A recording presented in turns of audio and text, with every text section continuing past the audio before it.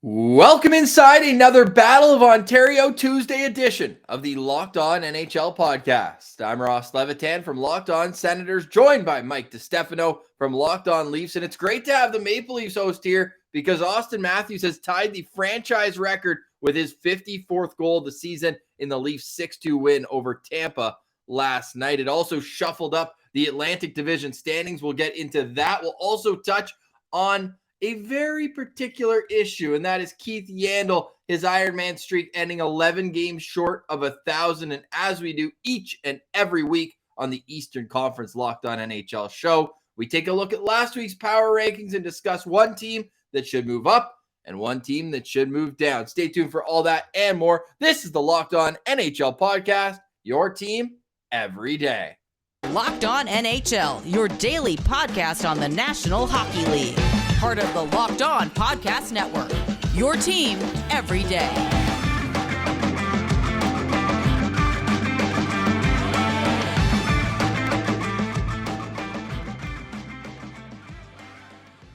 Thank you for making Locked On NHL your first listen on this Tuesday, April 5th. We're free and available wherever you download your podcasts. I'm Ross Levitan. You can find me on Twitter at Ross Levitan, alongside Mike DiStefano on Twitter at Mikey_Canuck. And it seems long overdue for Auston Matthews to tie, and well, he's got 13 games left. He will pass Rick Vai's record for most goals by a Maple Leafs, but injuries, shortened season, those seem to be the only reasons why it hasn't happened already. Yeah, I mean, he's been on pace to break this record for the last few seasons, dating back to when COVID first hit. He was only, a few shy of breaking it and didn't quite get to 50, but there was tons of games to go. And then last year, he was on pace, if it were a full 82-game season, to break it. And then this season, it finally kind of happened. He finally hit 50 against the Winnipeg Jets, and then he scored again. And then last night against the Tampa Bay Lightning, gets a legitimately a hat trick in that game against like the top team in the league, or the defending Cup champions, two-time Cup champions. And it just was the most Auston Matthews-esque way to do things, man. And like, this guy is something special. He's certainly going to break the record. Could happen tonight. They play the Florida Panthers. That's going to be a big game between the Leafs and Panthers. But I mean, this guy, the sky is the limit, man. I don't know if you heard the comments yesterday, but John Cooper said the arsenal that he has in his repertoire, the way that he can shoot the puck from all different angles, from anywhere on the ice, he believes that he can score 70 one year. 70. Yeah. And like, it may actually be feasible that this guy could score 70 goals in a season. He could do it this season. Like, legitimately, there's 12 games left. Could he score 16 and 12? I don't know. He scored 47 in his last 47. It's literally averaging a goal a game in the last 47 games. It's incredible the run that this guy is on. And I think last night he took a stranglehold on the Rocket now over Leon Draisaitl. I saw his odds have just skyrocketed overnight to his Rocket odds. So, but he's honestly just such a talented player, hell of a freaking player. And I don't think it's not arguable anymore. It's fact that he is the best goal scorer in the NHL, best goal scorer in the world. Yeah, I can't even argue that. And I'd love to, being the host of Locked On Senators. I saw 4-goal performance in his first ever NHL game, overtime loss be it. But if you're looking at what we're seeing from since January 31st, so these two games are bookended by a 3-goal plus an assist performance. You said 47 and 47. That's obviously more impressive with the longevity. But in his last 27 games, he's scoring over a goal per game. He's got 29 goals in his last 27 games. That is a record. That's ridiculous. I don't think we've ever seen anything like it. And I'm sure you can speak to it more watching every minute of every Maple Leafs game, but these are goal scorers' goals consistently. It's not like he's standing at the top of the crease fishing out rebounds and that sort of thing. These are shoot, beat the goalie clean off the rush type goals. Yeah, like let's take last night's game, for example. Scored a hat trick scored 3 different ways. Like, yeah. It's that's the thing with him. He can score and beat you in so many different ways. That's what makes him so lethal, so scary, such a weapon. Like the first goal comes in, scores off the rush. Second goal, he goes to the net. Marner finds him and he deflects it, purposefully deflects it high up over Vasilevsky's shoulder.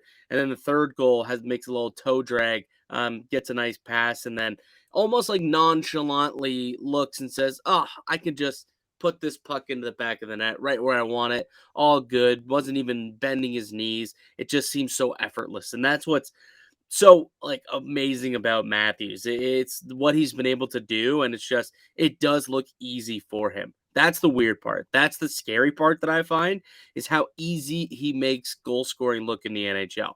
And we both know it's not easy to do that, obviously. But he just, every single night, he's going out there and he's putting pucks in the back of the net. And it just does it so effortlessly. It's insane. Yeah, and it's not like he does his work only on the power play. I mean, he's tied for 5th in power play goals. However, if you're looking at even strength goals this season, there's 2 guys tied at 29. Then there's 3 guys tied at 31. Matthews is the only player in the league with more than 31 goals. And those are great players at 31 with Philip Forsberg, Kyle Connor, and Connor McDavid. Ever heard of those guys? Well, Austin Matthews has 9 more even strength goals than all of them. 40 of his goals have come at even strength. It's absolutely ridiculous. Mikey, 4 for 18 in the faceoff dot, though. You worried about him? No, I'm not worried about him being 4 for 18 the dot. Oh, I kid. Well, one of the goals last night literally came right off the draw. Stammer kind of snaps one back on Matthews right to Kucherov, and he just rips it right into the back of the net. So that legitimately was like Matthew. Here's the thing, though. It's funny, too. Just because you brought that up. That faceoff was so bogus. If you watch the replay, like, Stammer, before the puck was even dropped, like, already is in there pushing his stick and already getting the curl back as the puck is on its way down to the ice. So he left a little early on that. Wasn't a fair face-off win, and luckily it didn't cost the Maple Leafs points there. Didn't cost them the win at the very least. But overall, not worried. The Maple Leafs are the best face-off team in the NHL. Everybody has an off night. When you score 3 goals, though, you can go 0 for in the face-off dot, and it really doesn't matter. Yeah, he's also been over 55% in 10 straight games before the 4 for 18 last night. So Great. just a lot. We're pumping his tires so much. We got to bring him down somehow. And the only way I could do that was snapping it back in the face-off circle. However, the Leafs also snapped it around. Like, we got to give a little stick tap to his shotgun rider in Mitch Marner. Had a goal and a couple assists on Matthews' goals last night as well. So every Batman needs a Robin, and he certainly found one. What makes those 2 guys click together so well? Honestly, it's just 2 guys who think the game at such a high level. Can we talk about how Mike Babcock wouldn't play them together? Oh, dude, doesn't it sound stupid? Like, now, no wonder the guy doesn't have a job. Like, the fact that you're so stubborn that you don't want to play these guys together, and this is what they could do for you.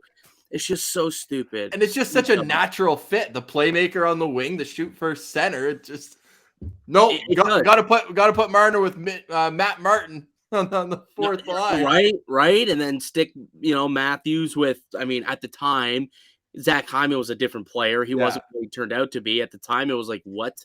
You're sticking him with a 4th line grinder, and then Connor Brown, who also wasn't really what he was or what he is now. Like, it's definitely just, when you think about it, it was just such a dumb situation. And I don't really understand what Mike Babcock was doing or thinking, because clearly these 2, they play together and they play so well together. They're so smart. Last night, you could look at the last few games realistically. I mean, these guys just are connecting and like tic-tac-toe passes. It's almost like the Sedins. They just know where each other are going to be. Like that, the goal last night where Marner just kind of shoots it towards the net, hoping to get that deflection, right? And that's exactly what happened. And there was the goal that he scored, goal 51 against Philadelphia. Marner goes in off the rush and he fakes a shot, gets Carter Hart to bite He goes down into his butterfly and he takes it around the net, pops it up to Matthews. He's got a wide open cage. And then last night, you want to talk about Marner's lone goal. Well, that was all Matthews making plays out there, right? He's in on the forecheck, gets a quick little stick lift, which is also something that he is like a mastermind at, by the way. Like, kids, if you're curious about how to be a better player, go watch Austin Matthews and like watch his defensive play. Go watch his when he forechecks. Just that little stick lift at the right time, picks the pocket of Jan Ruta, and then kind of a similar thing. Takes it around the net and then ends up finding Mitch Marner, who's coming in on the other side, and feeds him in the slot, and boom, one-timer. And, Marner and Matthews both end up with 4-point performances. Like, they just feed off each other, and they know where they're going to be. It's really something to marvel at, something to watch, and they make each other better. They elevate each other's game, right?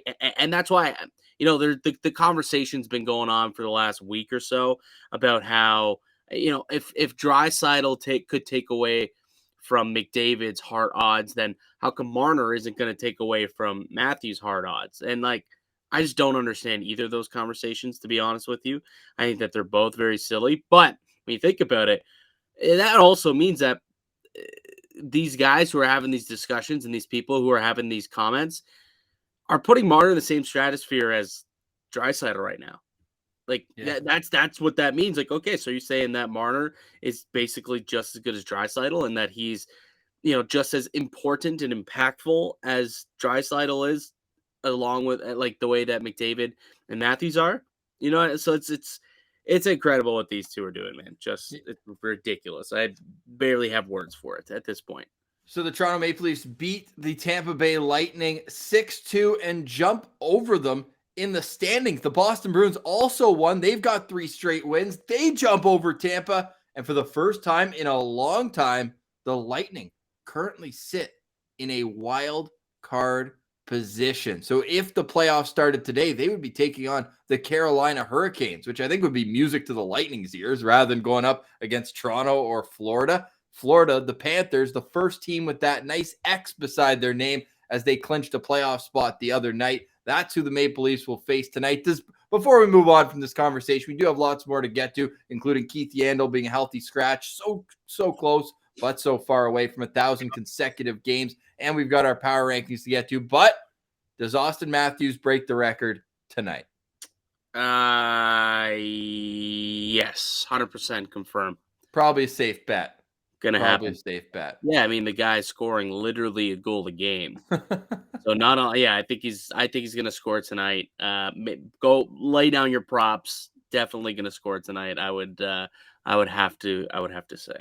And if you're going to lay down some money, do it at betonline.net because football might be over, but basketball, that was a fun final of March Madness last night, unless you were like me and had North Carolina. But that's why the props are so much fun at betonline.net, because I had the North Carolina first half money line as well, and it made up for what I ended up losing with that miraculous comeback in the second half. BetOnline.net just makes the game a little bit more fun to watch if you've got some action sprinkled all over it. So check out all the latest odds, totals, and player performance props at BetOnline.net. It's the number one spot for all of that. Head to the website today or use your mobile device to learn more about the trends and action. It's BetOnline.net, where the game starts. All right, Mikey. So the Atlantic Division shaking up in a wild way. Before we move on as well, let's get your prediction. 1, 2, 3 in the Atlantic. Who's going to be the one looking for the chair when the music stops with those first 3 spots? Oh, man. You just look at the Atlantic. You got Florida, Toronto, Boston all right now. So hot. They won 8 of the last 10. All 3 of them won 8 of 10. And then you got the Tampa Bay Lightning, the 2-time defending Cup champs. I think it probably shakes out Florida, Toronto, Tampa, Boston. Like, Boston ends up in the wild card crossover, and then probably going to end up seeing a Toronto-Tampa first round matchup. I guess that's how I see it shaking out. What about yourself? Man, look at those top 3 teams right now, all with 8 wins in their last 10 games. Like, that is a pace that I don't think any other division can keep up with. However, we've learned in the past, Tampa's not the team you want to count out at any stretch. I Yeah. almost worry, though, and you mentioned it, like they did get 5 wins in a row during the last 14 games. So it's not necessarily as much of a come down as I suspected it is when you look at the record, 6-7-1 in their last 14 games. I was looking at the teams that they beat there. Chicago was one of them. The Red Wings in overtime it took to get past them, and the Islanders, 3 non-playoff teams. I just worry a little bit. This is a team that's played a lot of hockey over the last, 20 months, whenever the pod was to now. And I just worry. They've got a lot of pieces in and out, but at the same time, they've got a lot of similar pieces. Their key guys have played pretty much all that, except for Stamkos, of course, missed the 2021, and Kucherov had some time off recovering from injury. But does that worry you at all? Or do you think that with Nick Paul, with Brandon Hagel, they've got a couple new faces, some fresh legs here that can rejuvenate the bunch? Yeah, like I think that they were just kind of like I think that you could basically time what went down when they started losing some games to when they started making some trades and changing up the roster a little bit. And that's always going to kind of happen. You got some new roster players that's just going to get acclimated to your lineup. So I wonder if that had anything to do with the team hitting a spill for a couple of games there. And everyone just kind of hits a rut a little bit. But then they came out of it, rattled off 4 straight wins before a couple losses here, and then again last night to Toronto. But at the end of the day, yeah, they're going to come out of it. Like, this team is just too good. I'm definitely it's a team that you don't want to play in the playoffs, and it sounds like it's likely Toronto will end up playing them in the playoffs, either them or the Bruins. I feel a little bit more confident after last night. I'll tell you that for free. Nice 6-2 victory over the Tampa Bay Lightning. Did you hear Matthews hadn't scored in that building in Amalie Arena since 2016, since his rookie year? Yeah. Crazy. Yeah, and Tampa was one of the 7 teams this year that he hadn't scored against. So he had scored against 25 of the NHL teams this season. Ooh, should we do a little trivia? Do you know who the teams he hasn't scored against are? I do. Okay. Well, that doesn't... Wait, who? Matthews? Yeah. Matthews scored against everybody. No. I'm looking at his game log right now. He has not scored against every team. Who do you... Wait, this year? This season. Oh, this season. I was like, in his career, he scored against everybody. No. This season, he hasn't scored against now 6 teams in the NHL. Ooh. I'm trying to think of teams he hasn't played much. Are my Sens on there? Because he didn't play in the home opener. Because he didn't play in the first game. He only played the one game. I mean, Toronto put up a 6 spot. They are, funny enough. Now they got a game later this season, and he could make up for that. I think they got a couple left. They've got 2 more head-to-heads later on this year. So the Sens won. I saw him snipe a couple against Winnipeg earlier this year. Oh, Shesterkin dominated him in that game in November. Has he scored against the Rangers? The Rangers are 1. Okay. Now I'm just pulling it out of air. Just tell me the other ones. I'm going to be here all afternoon. Yeah, probably. Dallas is another one that he interesting because he's got 6 goals in 6 career games against Dallas. That jumped off. Well, he didn't play. He was suspended for the one game that they played against Dallas. So they got another game this week, which he can also do. Washington is another team who he hasn't scored against this year, who they play again later in the week. And then who's the other team? Oh, the Islanders. I just pulled it up here. The Islanders are the only team he's played twice and not scored against. Yeah, so I think the Islanders, who they play again later in the year, this season. So I think the only team who they don't have another game against, who he cannot score, is the Rangers. Well, so like if he scores in the game against Dallas this week, if he scores in the game against Washington, the Islanders, the Senators, he'll score against every single franchise except the Rangers this season. Yeah. That's just ridiculous, man. Ridiculous. Absolutely ridiculous. It's going to be an awesome ride to the finish for the top teams in the Atlantic, but the bottom feeders all have decisions to make. You're seeing some teams go with more of a youthful approach, and then other teams, like my Senators, don't really care so much about tanking for draft position. They know that this young core is who's going to be here. So they're just trotting them out, trying to win as many games down the stretch as possible. But one of the teams with the former strategy is the Philadelphia Flyers. They signed a college free agent, their college draft pick that they had, Ronnie Attard. They wanted to get him in games. They've got Cameron York called up. They want to get him in games. So Keith Yandle was a healthy scratch for the first time. Well, it's the first time he missed a game since, I believe, 2009. Unbelievable run for him. 989 consecutive games for 4 different teams. So moving around that much from Arizona to the Rangers, to Florida, to Philadelphia. One of my favorite Yandle stats as well is the year he got traded from Arizona to New York. He actually ended up playing 84 games in a season, just the way the schedule worked out. So this guy was playing more than the allotted 82-game schedule. But what were your thoughts on it? Felt like a conversation that would have been a no-brainer if there was no streak the way he's been playing. Yeah, like certainly.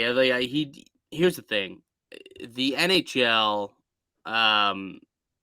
like it's a privilege, not a right to play in the NHL. You know what I mean? And just because you have this a streak going doesn't give you the right to play every single game. You got to earn your way into that lineup at the end of the day, and he didn't the way that he's playing. I think he's like a -39 this season. Like the team is, I went and looked at the relative stats too, and the team is far worse when he's on the ice than when he's not on the ice. So it made sense for them to kind of move on. You know, they're not going to bring him back next season. They are a real rebuilding team.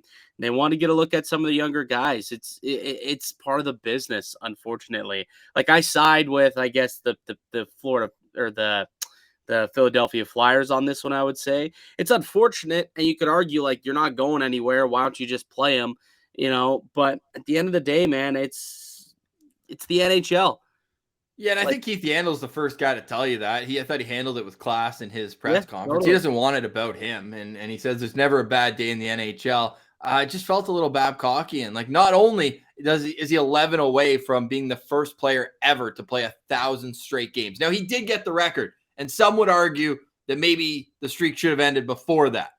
But the streak's already bogus. When Phil Kessel's playing one shift and then leaving, it's all bogus. Yeah, well, that's the thing, right? Like you look at the way that these like this record is now being like Doug Jarvis is pissed. Let's break like he played a legitimate 900 and whatever it was games in a row consecutively, and then his final game was his final game. He was done. That's awesome. He got sent in, and then he never played another NHL game after that.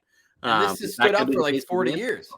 Yeah, absolutely. Like, and it's you know, it's crazy to think that they've played so many games in a row, but also there is a little bit of an asterisk because he was supposed to get scratched in Game 1 last year with the Florida Panthers, and then cancel culture got on their merry way and was like, I don't think so, and Joe Quenneville had to reverse that decision. Now he went on to have a decent season, played every single game actually, and earned himself a contract with the Flyers this year, and then, you know, it just didn't go well for him. He's got 1 goal this season. One goal, -39. You know, like the guys has not played very well. You know, he's always been more of an offensive guy, and he's not providing that. He's not providing you much defense either. No.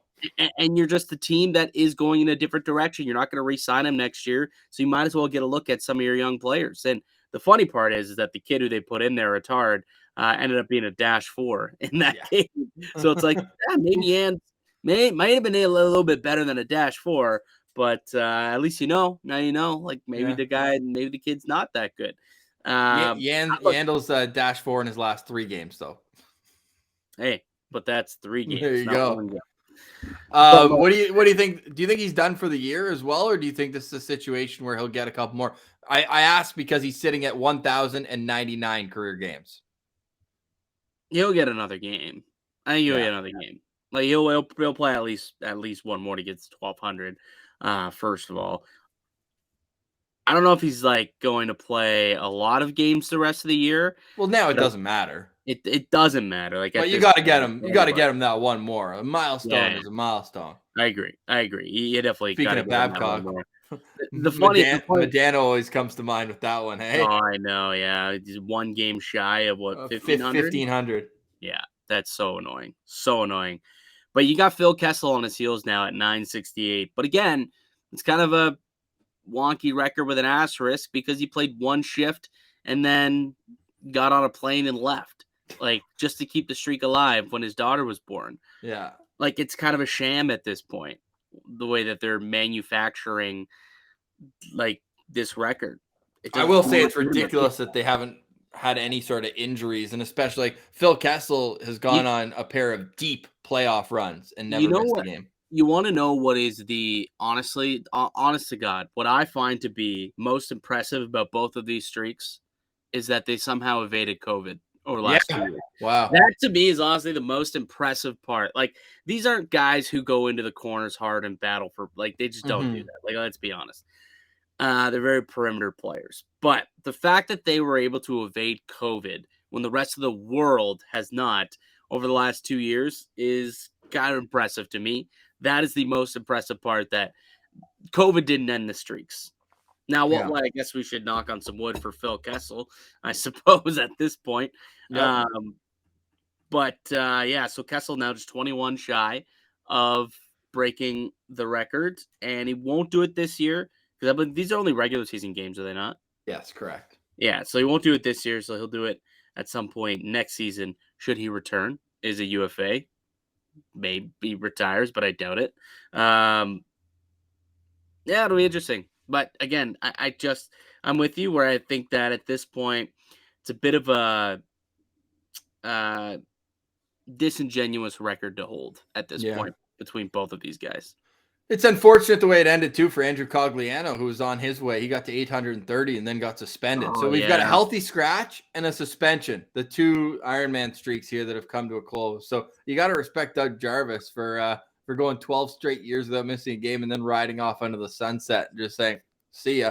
And as it stands, so you mentioned it, he's 19 games back. I want to say that Arizona has something like 17 games remaining. I might be off by 1 or 2, but he's going to have to play like 1 or 2 games at the start of next season to pass Keith Yandle. And the irony in all this is that he's playing for Arizona, where Keith Yandle started that streak going back to then. So, man, if he's got to make that drive, it's a long one. If your car breaks down, Mikey, where would you go to grab a part for your vehicle?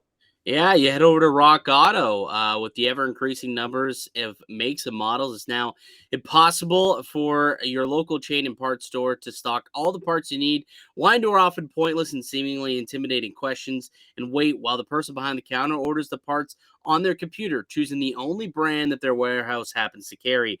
You have computers with access to rockauto.com at home and in your pocket. Save time and money when using Rock Auto. And why choose spend 30, 50, even 100% more for the same parts from a chain store or a dealership?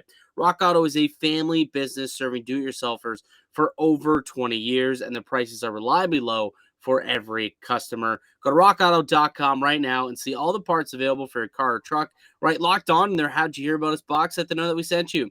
Amazing selection, reliably low prices, all the parts your car will ever need. Visit rockauto.com. All right, Mikey. So as we do each and every week on the Locked On NHL show, we should let you know that we appreciate you making Locked On NHL your first listen of the day. We're free and available wherever you download your podcast. And if it's your first time listening to the show, what's awesome about the Locked On Network is it's local experts on the biggest stories. If there's a team that does something to pique your interest, you can go and check out their show wherever you get podcasts. I'm Ross Levitan of Locked On Senators alongside Mike DiStefano of Locked On Leafs. And we finish off every Tuesday Eastern Conference Battle of Ontario edition of the Locked On NHL podcast with our power rankings. Now, some would say it's been in the news cycle a little long by then because we put out them every single Wednesday. But the way we do it here on the Eastern Conference edition on Tuesday is we take a look at last week's power rankings, which I've pulled up. If you want to watch the show on YouTube, you can do that. And we decide a team that should move up and a team that should move down. We limit it to the Eastern Conference. We save the Western Conference for the Wednesday and Thursday editions of Locked On NHL. But based on last week's, Mikey, Where are you looking here for a riser or a faller? So here's the situation, especially in the East. Like a lot of things are pretty locked up, so it's kind of at this point difficult to do a lot of movement. I would say, within the power rankings with just 25 days left in the regular season. But there is one team who had themselves a heck of a week, and that is my Toronto Maple Leafs. And they've rattled off 5 straight games, and in those games they've scored 5+ goals in each of those games. And it's not just the fact that they're winning, it's who they're beating. They started off with a win against Florida. Then they beat Boston in Boston.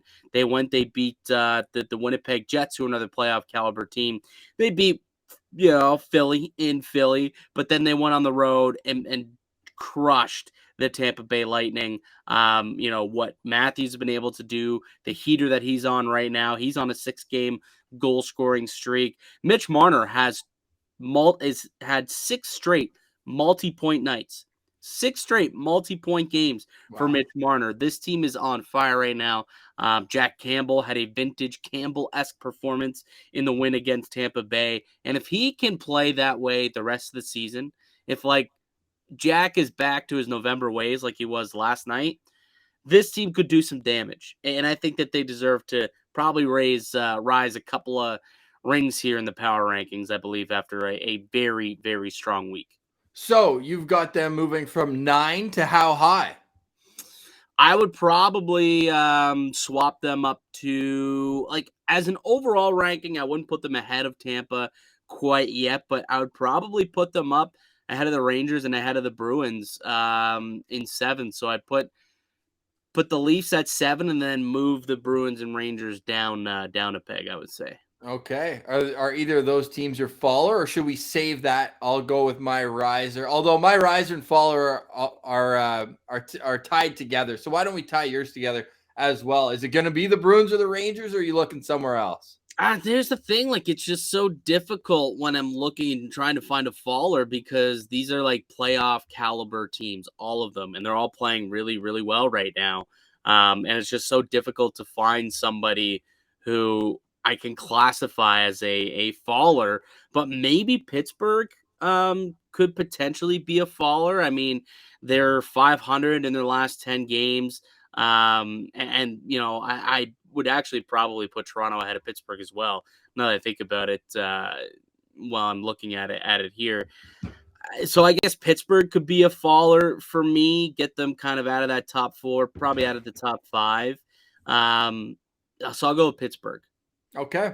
All right. I like that. And Pittsburgh, I had Rickard Rakell as one of my trade deadline guys to watch. My Rangers picks are looking great still. Andrew Kopp fitting in like a glove there. And same with Frankie Vatrano. Can't keep that guy off the score sheet. But yeah, as a whole there, Pittsburgh, they need to bounce back. But they're a team that I'm not really worried with going into the playoffs. When you have those stars, it's just about, getting good goaltending from Tristan Jarry. But yeah, certainly they've hit a little bit of a bump in the road there. I'm going to the right column. You hit kind of the contenders. So I'm going for more of the rebuilding. And I'll tell you why I rubbed some people the wrong way with my title of Locked On Senators yesterday. But I'm just flipping the Sens and the Red Wings because I watched it firsthand on Friday. And then I watched it firsthand on Sunday. Again, a pair of 5-2 wins. And Detroit, for me, could fall even further. They're at 25 right now. I know they started the year red hot. Everyone was ready to, say, oh, they've taken 2-3 steps in the rebuild. They might even challenge for a playoff spot.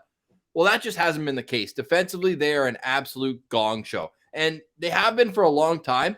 But to put it in a more minute, a smaller sample size, sure, but more recent, Mikey, in their last 4 games, they are averaging 6.5 goals against. Averaging. That is absolutely ridiculous. They gave up 11 to... They gave up 10 in 2 games to Ottawa. Ottawa's got the least amount of goals in the entire National Hockey League. They gave up a pair of first career hat tricks all over the weekend. So they're awful. They're absolutely brutal. And everyone was giving it to me because I said the Senators rebuild. They prove the rebuild is past the Red Wings when it comes to that. And even when you look at just the Red Wings top scorers, is Bertuzzi going to be there when they're a contending team? Or is he a guy that maybe next year they move out? He's 27 years old. Yeah, Larkin's a solid pick. sick goal on Sunday for him too. But I look at where Ottawa's at in the rebuild. The Red Wings, they've drafted well, but a lot of their guys aren't even in the NHL yet. A lot of them are still in the. If you go to the Swedish Hockey League and sort by like under 21, it's all Red Wings prospects. It's hilarious. But I think that Ottawa has so many of the pieces there that when they're a playoff team are going to be in the lineup. And that's kind of including Jake Sanderson, who hasn't played yet, but is on the roster. I just feel like where they're at right now, their top line is all 22 and younger right now. Josh Norris just hit 30 goals. Guy's on pace for 47. Not quite Austin Matthews, but if he didn't miss 15 games, they're probably looking at him in a different light around the league. And I just think that they're a little bit of a step ahead, and they proved that this weekend with a pair of games that weren't even close. And you look at, again, from a rebuilding perspective, Nedeljkovic, yeah, he was great in Carolina with a bit of a better defensive system. Thomas Greiss was absolutely horrible on Sunday. And Ottawa's got a 21-year-old, the Great Dane, 6'7" Mads Søgaard, second-round pick from a couple years ago, goes out and gets his first NHL win. So I just saw a lot of the future pieces for Ottawa contributing this weekend, and I didn't see much outside of Lucas Raymond, who's an absolute stud. He had both goals for Detroit on Friday. I just don't see much from this Red Wings team. Most ladders. Yeah, he didn't even have a great weekend. -4 on the weekend for him, no points.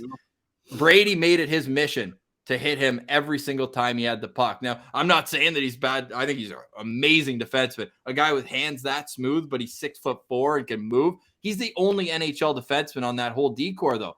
It's awful.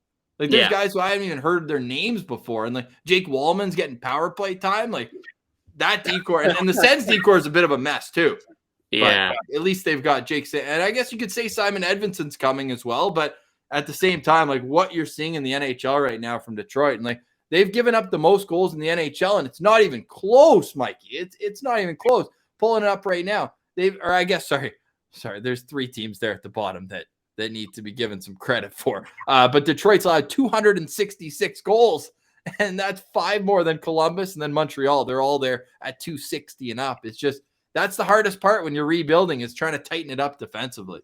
Yeah, and I do want to change my answer. Well, not so much. Like, I still think that Toronto maybe leapfrogs Pittsburgh as well. But the Columbus Blue Jackets, you just brought them up as being a terrible team. Yeah. That's a team that definitely is going to have to move down the rankings. I mean, they're currently sitting there at, what are they, at 17th, I think I saw right now, 20th? Yeah, okay, so they're 20th.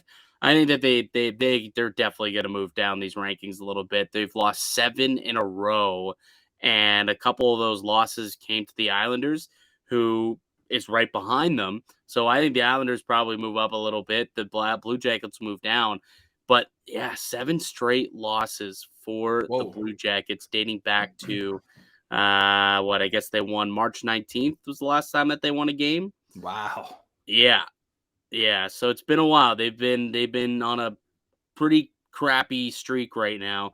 And they just they took the Bruins to overtime last night, but still took an L. And they've got back-to-back games, or they got game tonight, and then on Thursday, back-to-back against the Flyers. What a weird schedule. They have a home and home with the Islanders, a home and home with the Bruins, and then a home and home with the Flyers all consecutively. Wow. Strange. Yeah, super strange. Hey, before we go, I want to get your take because I just rattled off mine. Like, where do you stand on the Red Wings and the Senators? Maybe the way I'll phrase it to you is which Atlantic Division team, because there is a clear the haves and the have-nots in the Atlantic Division here. We talked about the top 4. Well, the bottom 4, Detroit, Buffalo, Ottawa, and Montreal. Which one of those is going to put some pressure on the top 4, whether it's next year or the year after? It's a good question because I think that like all 3 of these teams, Detroit, Buffalo, and Ottawa, to me, have done really good things with their rebuilds. Like Owen Power, I think, is going to be a stud. Is he coming out of school? If he doesn't this year, I'm sure he'll come out next year. Right, I mean, right. Assuming that Owen Power signs with Buffalo, I suppose. No, I'm sure he will, because you look at he's a first overall pick. He's not turning down that money, getting to free agency earlier. And I mean, he's a Toronto kid. Like Buffalo is probably nice in the sense that it's close to home for him too. Yeah. So I think Buffalo, I like the pieces that they've got. They've got a couple of kids on the way. They've got a really good goalie. It sounds like their goaltender is going to go back to school. Levy. Yeah, Devin Levi is going to go back Levi. to Northeastern. He had like a Hobie Baker-esque type of season, so he could be the future in net in Buffalo. If not, Ukko-Pekka Luukkonen is still a prospect. They've got another college prospect. Portillo, I think he's Michigan's goalie. Eric Portillo, yeah. So he's apparently, they may try and sign him out of college this summer, and get him over into the program. But like, they've just got so many good players, and like after that Eichel trade, Krebs is starting to play really well. Alex Tuch is a solid player. You've got Tage Thompson, who's turning into a real solid player and a tough guy to play against as well. So they've got some pieces there. So I like what Buffalo's doing. You talk about some of the guys that are on Detroit, the way that they've drafted so far. I really like what they're building. But even your Senators, like I'm dodging the question just because I think all three of these teams have done a really good job in drafting and developing. And 5 years from now, this Atlantic Division is going to look way different. Different. Even if and when Montreal can figure it out, obviously they're in the stage of the rebuild where they still have bad contracts to move out, and they're not going to be successful until they do that with Gallagher and I mean Josh Anderson. You could see either way, but that's a lot of term left, and Carey Price, what's going to go on with him for Ottawa. And all I'll say here, you can listen to Locked On Senators if you actually want me to get into it, but I know this is the Locked On NHL show. However, this offseason never been more important. If they add Nick Holden and Michael Del Zotto type players again, then they're not my answer anymore. This is a team that is a top 6 forward away at least from competing. And there's a lot of rumors out there. They really want Kevin Fiala, who's an RFA. Not sure if Minnesota could fit him under with some cap problems that they have going forward with the buyouts to Parise and Suter. But what they've drafted here, when your first line is all under 23 years old, I think it's pretty special and pretty cool to see them all come up together the way they have. I worked in Belleville the 2 years that the 1 year Norris was there, and both years that Drake Batherson was there. And those two just have some magic together, and Brady compliments them well. And for all the people who are ready to just crown Lucas Raymond as so much better than Tim Stützle, I honestly think that that's going to be a great battle over the years. Tim Stützle's got 15 points his last 15 games. He's coming on strong here as a guy who, and maybe people saw him and they say, oh, it's Stützle's second year in the league and it's Raymond's first. Well, I mean, Raymond was playing the Swedish Hockey League. They're a month apart in terms of birth year. So I don't really buy into the fact that Raymond's rookie year is better than Timmy's. Timmy was a year younger as a teenager playing on a terrible team. So I think that's going to be a real fun battle, 3rd and 4th overall picks respectively. So I'm excited to see that continue. And then you mentioned it, man. They all have one stud defensive prospect coming up in the system. Power, Edvinsson, and Sanderson. How will that all shake out going forward? So right now, I'm sure fans are enjoying the dominance of Florida, Toronto, Tampa, and Boston just continuing to truck on. But there's some talent brewing here in the bottom half of that division too. Dude, can you explain to me, like, you just brought up the Sanderson versus Stützle situation, and it reminded me, like, of the fact that Alexis Lafreniere is still kind of not yet turning into what he was expected to. He went on a little bit of a run there where he was on a 6 game point streak. But he have 7 points in that 6 games. And then he's followed up with 4 straight goose eggs. The guy's playing like 13, 14 minutes a night. Yeah, it's ridiculous. Like, why are you only playing this guy 13 minutes a night? And like, I thought that was the situation last year with the coach. And then they fired their coach and got a new guy in here, Gerard Gallant, who's a very good coach. And I thought that he would put him in positions to succeed. Like when he was on that streak, I guess you could say, he was legitimately, there was a 16 game stretch in the season this year where he had 12 goals or 12 points in 16 games. He was playing an average of 15 minutes of ice time, I guess, around then. But there was nights where he's playing a little bit more, and you could tell that was probably why he was producing and then playing up on a higher lineup. And now he's back in the bottom 6, playing 13, 14 minutes a night. I don't understand what they're doing with Alexis Lafreniere.